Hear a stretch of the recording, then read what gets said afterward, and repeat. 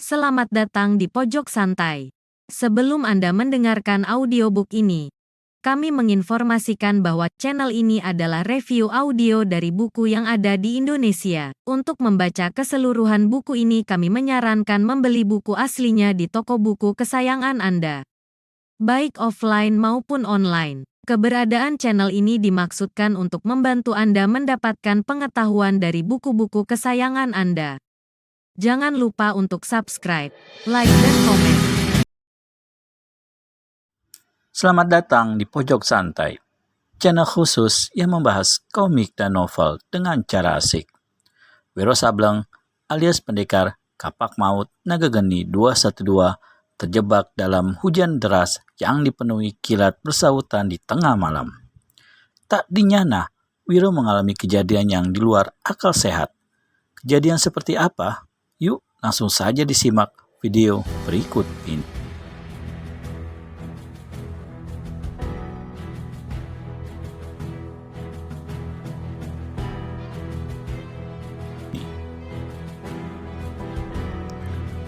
Ocape, sebenarnya untuk satu pertolongan yang tidak sengaja itu, aku tidak meminta balas jasa apa.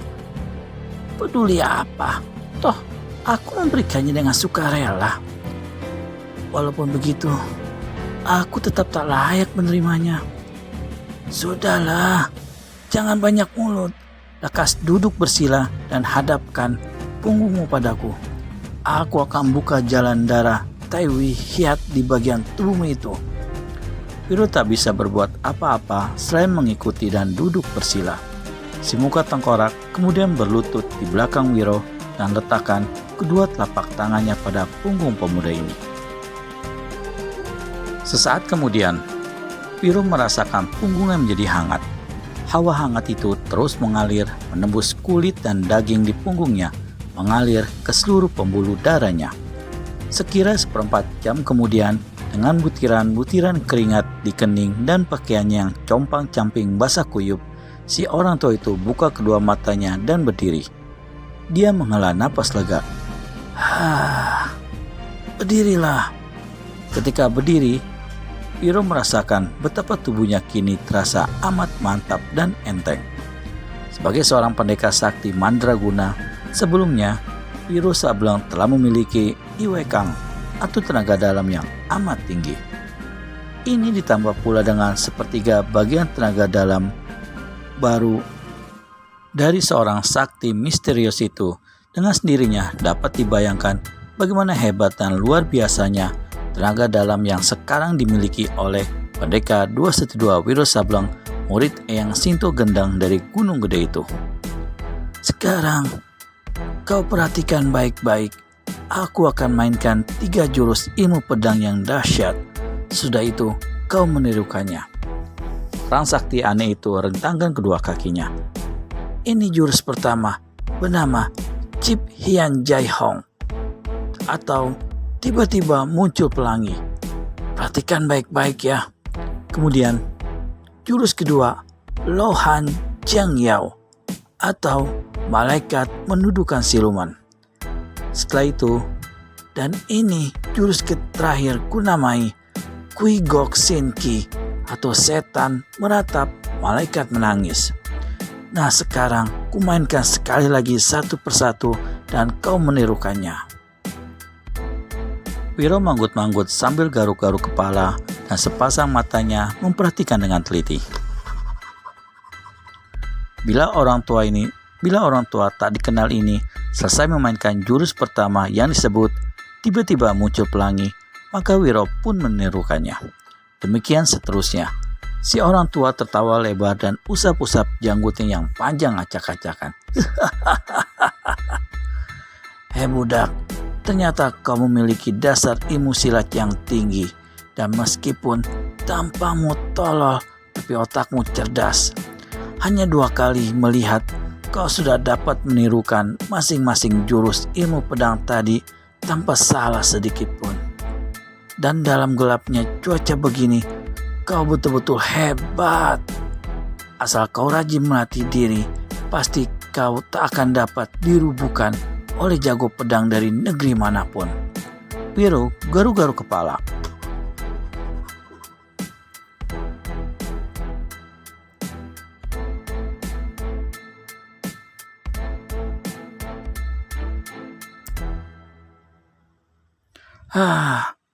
Untuk sementara segala hutang budi kurasa sudah terbayar. Cuma hutang nyawa yang masih belum impas. Di lain hari kelak aku akan datang membayarnya berikut bunganya. Selamat tinggal budak. Lo Ciampe, tunggu. Wiro berseru cepat. Ada apa pula budak? Sudilah Lo Ciampe mengatakan siapa adanya manusia jahat yang telah mencelakakan dan memendam Lo Ciampe dalam liang batu itu. Memangnya kenapa budak? Aku akan mencarinya guna membalaskan sakit hati Lo Ciampe sebagai tanda terima kasih atas budi baik yang Lo Ciampe berikan hari ini padaku. Si orang tua tertawa gelak-gelak. Budak, ternyata kau seorang yang punya hati polos, budi luhur, dan tahu peradatan. Tapi ketahuilah soal dendam kesumat dengan orang yang telah menjebloskan diriku dalam liang akhirat ini, biarlah tetap menjadi urusanku dan tanggung jawabku. Satu pertanyaan lagi Lo Ciampe, kata Wiro. Tapi astaga, padahal kata-kata terakhir orang itu masih terngiang di telinga Wiro, tapi sosok tubuhnya sendiri sudah berkelebat lenyap dari hadapannya. Tadi dia hendak menanyakan bagaimana selama 3 tahun terpendam di liang batu itu si orang tua masih bisa hidup. Tapi yang hendak ditanya sudah melesat pergi. Wiro melangkah mendekati lubang batu itu. Gelap. Dia berlutut dan meluruskan tangannya meraba-raba. Aneh, dinding liang itu dirasakannya basah dan berlapis semacam benda lembut. Ketika dikorek dan diteliti, ternyata adalah sejenis lumut yang dapat dimakan. Menggumam Wiro. Kini dia mengerti. Liang batu tersebut ditumbuhi oleh lumut, dan lumut inilah yang menjadi satu-satunya makanan yang menjadi pengisi perut orang misterius tadi selama 3 tahun dipendam di situ. Perlahan-lahan Wiro berdiri. Dilar hujan telah mulai reda. Tiba-tiba sepasang telinga Wiro yang tajam dengan suara berdesir di belakangnya 5 pisau terbang menderu ke arah 5 bagian tubuh pendekar ini. Sring, sring, sring. Tahu bahaya mengancam secepat kilat, Wiro jatuhkan diri dan berguling ke sudut ruang ini. 5 pisau melabrak dinding sebuah menancap. 4 lainnya jatuh berkerontongan di lantai. Bokong pengecut, coba perlihatkan tampangmu, teriak Wiro marah. 2 sosok tubuh kemudian melesat masuk ke ruangan itu. 2 orang yang barusan melesak masuk itu bertampang garang dan seram. Rambut merah panjang aut-autan, kumis dan janggut berangasan. Mereka mengenakan jubah hitam. Pada leher masing-masing tergantung sebuah kalung emas yang mata kalungnya merupakan kepala seekor harimau tengah mengangakkan mulutnya. Aku tidak kenal siapa kalian. Sama sekali tidak ada permusuhan di antara kita. Kenapa kalian menyerangku? Wiro menghardik. Kedua orang itu tidak menjawab. Yang satu melangkah mendekati liang batu dan memandang tajam ke dalam. Sesaat kemudian dia berpaling pada kawannya dan dengan paras berubah kaget dia berseru. Liang batu ini kosong. Apa? Sang kawan nampaknya juga kaget sekali dan dengan satu gerakan kilat tahu-tahu sudah berada di tepi lubang batu. Memandang ke bawah, dilihatnya liang batu itu benar-benar kosong. Pasti bangsat inilah yang telah melepaskannya. Sesaat kedua orang itu memandang melotot pada Wiro. Salah seorang dari mereka mendengus dan buka mulut. Mengaku, bukankah kau yang telah menggeser batu besar ini dan melepaskan orang yang dipendam di dalamnya?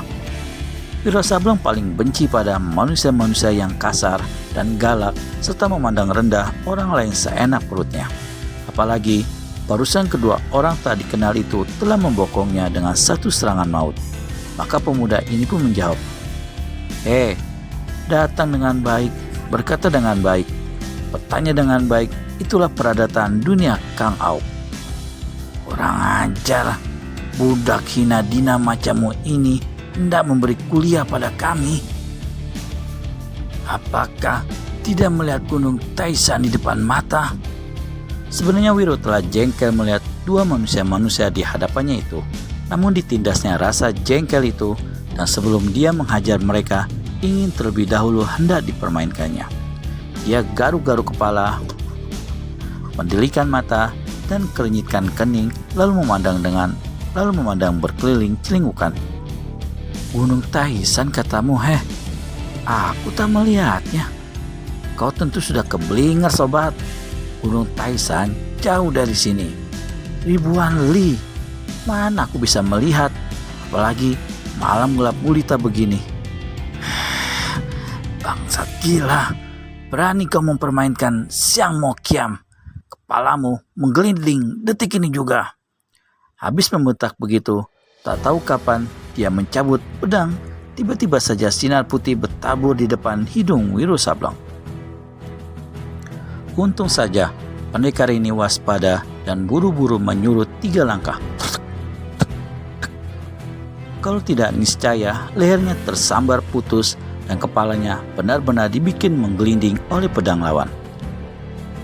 Bagaimana kelanjutan Wiro Sableng alias pendekar kapak maut naga geni 212 yang tiba-tiba saja diserang secara diam-diam oleh 2 orang tak dikenal? Temukan jawabannya di video selanjutnya hanya di channel Pojok Santai. Segera subscribe dan tekan tombol lonceng untuk mendapat notifikasi video terbaru dari kami. Oh iya, bagi para kisanak yang ingin membaca Wiro Sableng baik online maupun offline, bisa mengunjungi Negeri Para Pendekar Blogspot. Terima kasih dan sampai bertemu kembali.